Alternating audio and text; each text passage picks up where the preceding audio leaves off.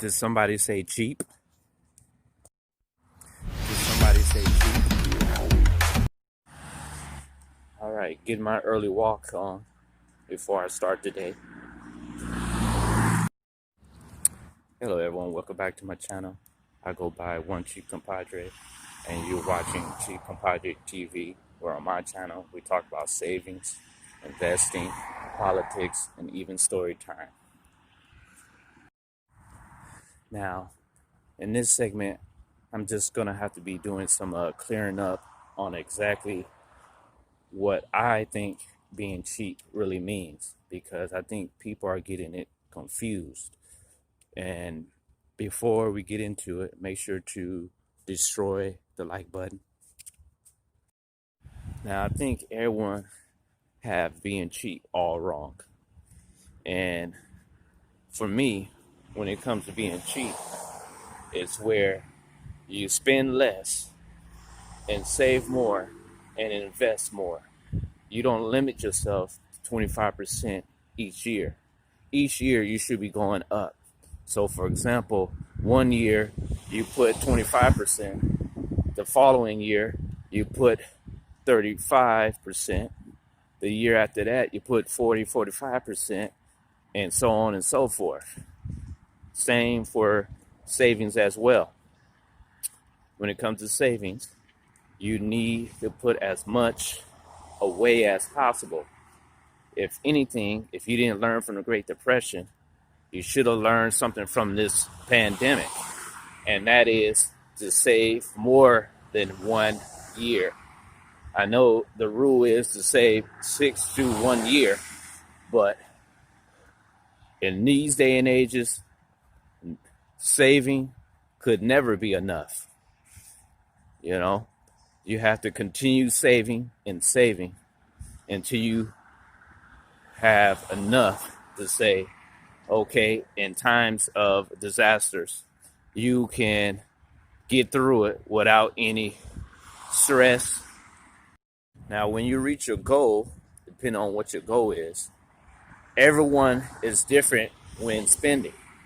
Some like to buy big mansions. Some like to spend on $100,000, $200,000 cars. Some like to spend on $100,000, $200,000 watches.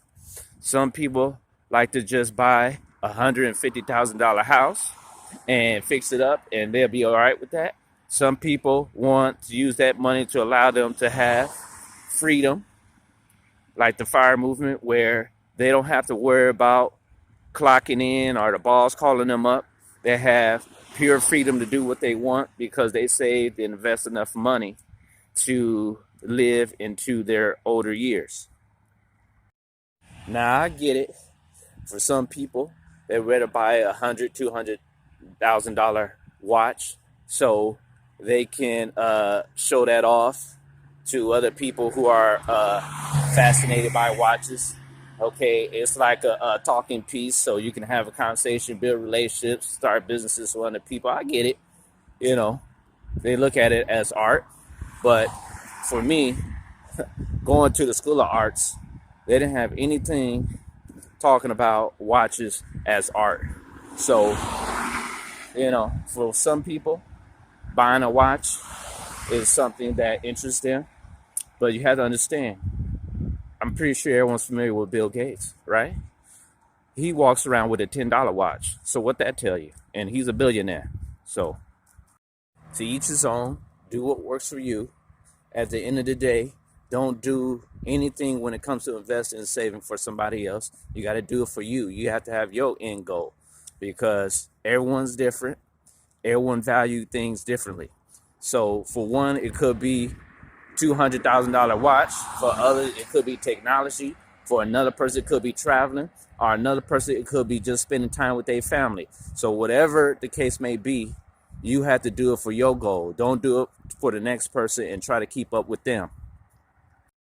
So each year, you should get more aggressive when it comes to investing in savings.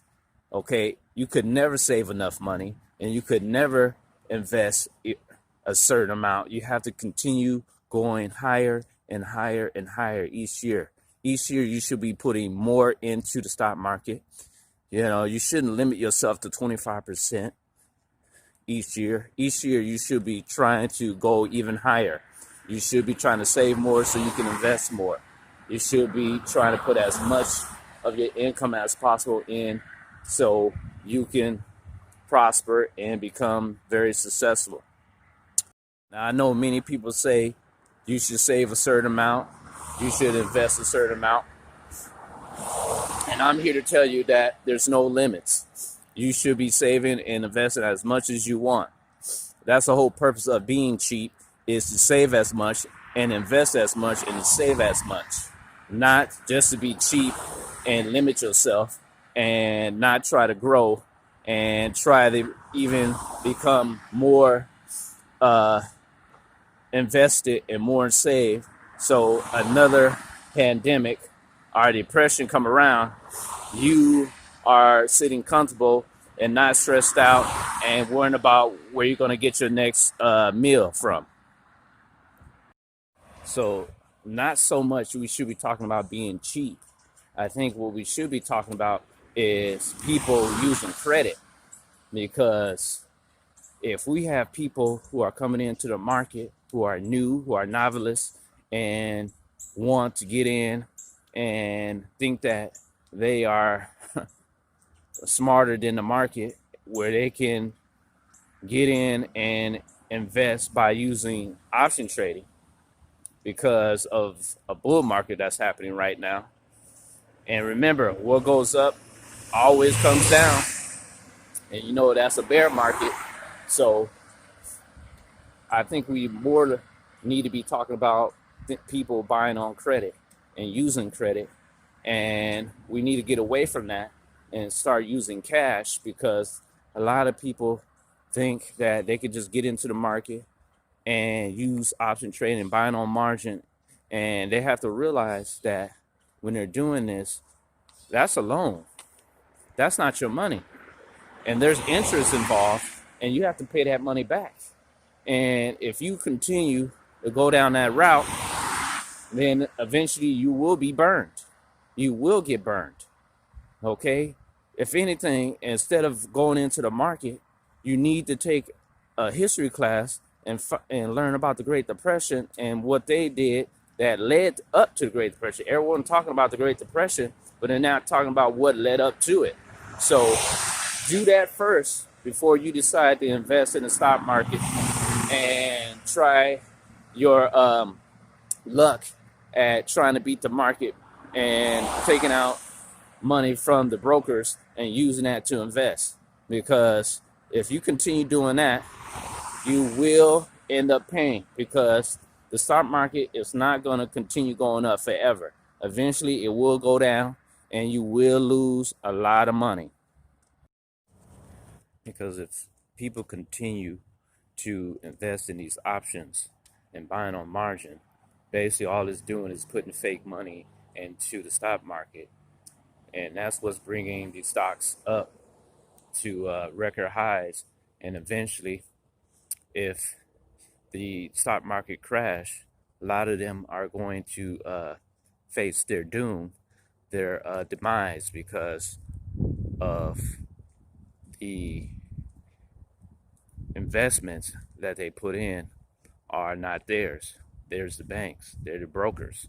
So I think we need to focus more on telling these individuals, especially if they're new, that you need to be investing your money, not the bank's money, not the broker's money, because eventually you're going to pay the price on that.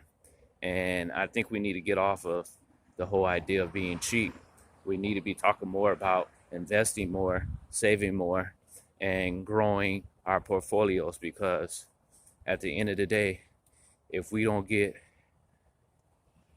mindful and ahead of this, we'll continue to lose out. So what do you think? Do you think that just being cheap is the end-all game?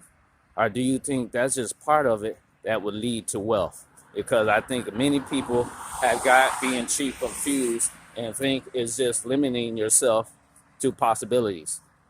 No, it's not. Sky's the limit, and you can become very wealthy by being cheap, and it could lead to prosperity for you if you just do it the right way. So make sure to become a subscriber, hit that bell, and put your comment below and tell me what you think. So until then, have a great day.